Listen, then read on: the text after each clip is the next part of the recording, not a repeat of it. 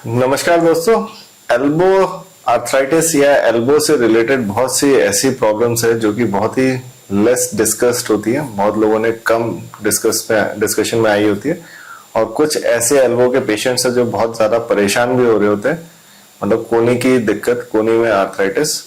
आज का जो वीडियो मैं बोलने वाला हूँ ये है एल्बो आर्थराइटिस के ऊपर। एल्बो से रिलेटेड जितनी भी प्रॉब्लम्स है आर्थराइटिस जिनमें होता है उनके बारे में मैं डिस्कस करने वाला हूँ और एल्बो आर्थराइटिस का ट्रीटमेंट भी बताने वाला हूँ। ये एक पूरी तरह से एक्सप्लेनेटरी वीडियो होने वाला है जिसमें कि एल्बो से रिलेटेड सारे क्वेरीज मैं बता दूंगा। जो भी ऐसे पेशेंट्स हैं जिनको एल्बो से रिलेटेड प्रॉब्लम या एल्बो आर्थराइटिस से सालों से परेशान है उनके लिए ट्रीटमेंट भी इसमें बताऊंगा। सो एल्बो आर्थराइटिस होता क्या है या एल्बो कोहनी की कौन सी ऐसी दिक्कत है जिनमें कि एल्बो आर्थराइटिस होने के चांसेस होते हैं। फ्रेंड्स, हम लोगों ने बहुत ज्यादा ये देखा होगा कि बचपन में एल्बो में इंजरी हो गई जिसके कारण हाथ का जो एंगल है वो टेढ़ा हो गया या फुल रेंज ऑफ मोशन, मतलब हाथ पूरा मुड़ता है, सीधा नहीं होता है। कुछ अमाउंट तक मुड़ता है, कुछ अमाउंट तक सीधा होता है, बट पूरा नहीं होता है।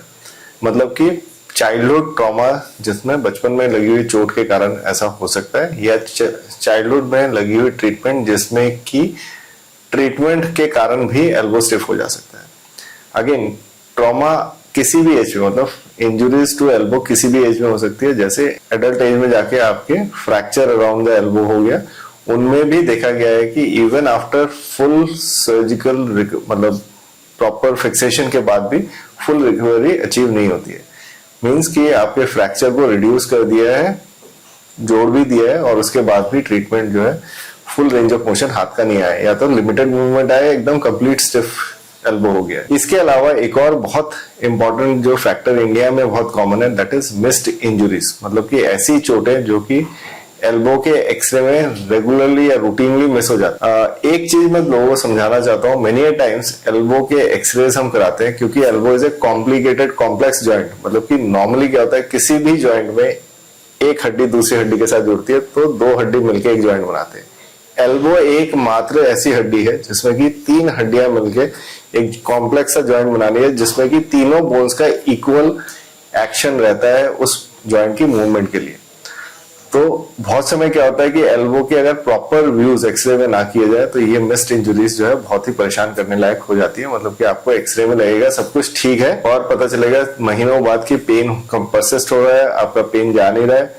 आप एमआरआई या सीटी स्कैन कराओगे तो देखोगे कि एक हड्डी टूटी हुई थी जो कि किसी व्यू में, एपी लैटरल व्यूज हम लोग कराते हैं नॉर्मली, उन व्यूज में मिस हो गई। रिट्रोवर्डली बहुत समय हम लोग एक्सरेज को ध्यान से नहीं देखते हैं। बहुत सारे सेंटर्स में क्या होता है, हाई वॉल्यूम सेंटर होता है, सोचे आपकी थाई बोन या एंकल फ्रैक्चर या कोई रिस्ट की फ्रैक्चर हुई है, साथ में एल्बो जॉइंट में इंजरी हुई है, तो मेनी टाइम क्या होता है कि व्यूज प्रॉपर नहीं होते और मिस करने के चांसेस ज्यादा होते हैं। डॉक्टर ने ध्यान से नहीं देखा, हाई वॉल्यूम सेंटर था, बहुत भीड़ थी, एल्बो के एक्सरेज में ही छोटे डिस्प्लेसमेंट थे जो कि मिस हो गए क्योंकि ओवरराइडिंग बोन्स बहुत सारी होती है उसमें।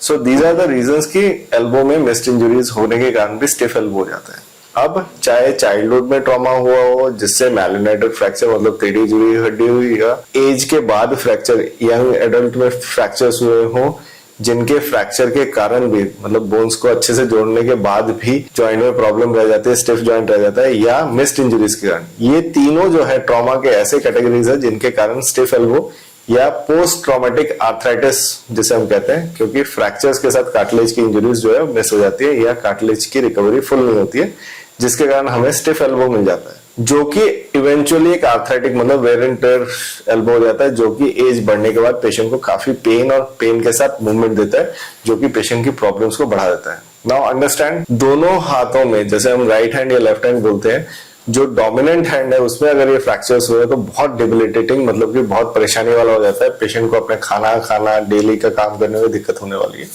और ऐसे फ्रैक्चर्स जो कि नॉन डोमिनेंट हैंड में हो रहा है, सोचिए आप लेफ्ट हैंड आपका नॉन डोमिनेंट है या अब लेफ्ट हैंडेड है मगर आपका राइट हैंड नॉन डोमिनेंट है, तो उन केसेस में नॉन डोमिनेंट हैंड में तब भी आप अपने काम चला लेते हो क्योंकि आपको डे टू डे एक्टिविटी के लिए डोमिनेंट हैंड से सारे काम कर लेते हो। तो इसका भी ट्रीटमेंट जो है डिफर कर जाता है क्योंकि डोमिनेंट हैंड वाले पेशेंट डॉक्टर टू डॉक्टर भागते रहते हैं ट्रीटमेंट के लिए, और नॉन डोमिनेंट हैंड वाले सोचते हैं चलो एक्सेप्ट कर लेते हैं बिकॉज हमारा दूसरा हाथ तो काम कर रहा है। तो अगेन, किताबें ऐसा नहीं कहते हैं कि आपको दोनों के लिए अलग ट्रीटमेंट करना है, बट प्रैक्टिकली बहुत सारी डिफरेंसेस आ जाते हैं इसमें। नाउ ये है आर्थराइटिस बिकॉज ऑफ इंजुरी या फ्रैक्चर या मिस्ड फ्रैक्चर जिसके कारण एल्बो आर्थराइटिस होता है,